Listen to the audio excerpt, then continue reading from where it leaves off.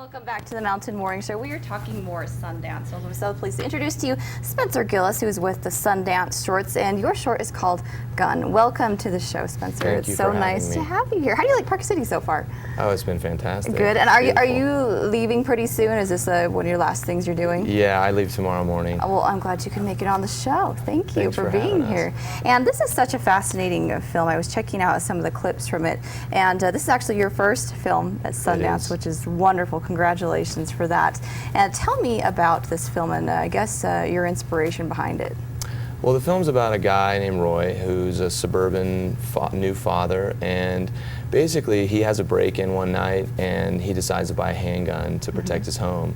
And then from that point on, he's kind of a passive-aggressive guy, but when he gets this gun and he begins to master the weapon, it gives him a newfound sense of confidence he's never had before, and he kind of gets obsessed with that.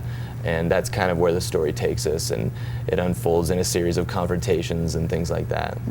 And tell me why. I mean, obviously, gun control is a really hot issue right now, and you seem to be delving into the power struggle that someone takes on with this, newfound weapon that all of a sudden they are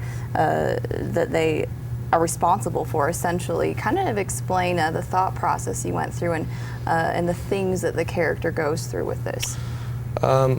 Well, I mean, essentially I wanted to do something that was sort of a character study, just dealing with human nature and the sort of idea that power can have an influence on the human mind, and every person deals with that in different ways, and our character just happens to deal with it in a way that he can't really handle owning this gun.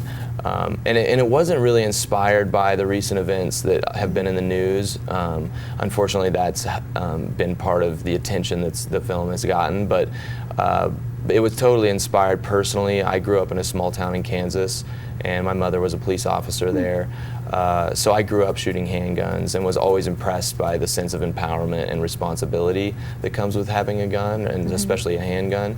And then I live in New Jersey in the New York City area, and one night I thought I heard somebody breaking into our house, and my wife was pregnant, and so I got up and my primal instinct sort of kicked in to look outside and see if someone was breaking in, and that's when the thought hit me, well, what's my plan if someone does break in? I didn't have a weapon, I didn't have anything to protect myself, so those two ideas kind of collided, and that's where the project came from.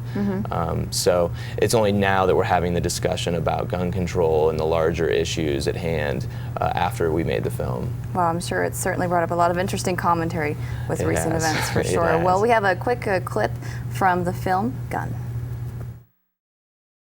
Certainly an interesting commentary on the whole idea of gun ownership. Spencer, tell me, what was your goal in putting a film like this together? Well, like I said, I really was just interested in telling a story about, a character study about a man and the struggle he has getting this newfound sense of power and the kind of dark fantasies that he begins to have when he has this gun. It wasn't meant to be any sort of like universal statement about gun ownership at all. I'm a believer in the Second Amendment. I grew up shooting guns, and but I'm also realistic that there needs to be measures taken to, I mean, every right that you have in this country has its limits, and when it comes to public safety, that's usually where the limits start. So I believe that there should be things that limit people with mental illness and things like that. It's things that I think are common sense, but there's a lot of loud voices on both sides of the issue. So, but when you sit down with people at the kitchen table, like most people that I know from Kansas, my friends growing up, NRA members, gun owners, none of them really match that criteria, what you think of when you think of a gun owner. It's a lot more complex for everyone, and they just want our children and people to be safe, so they're realistic about the measures that need to be taken to do that.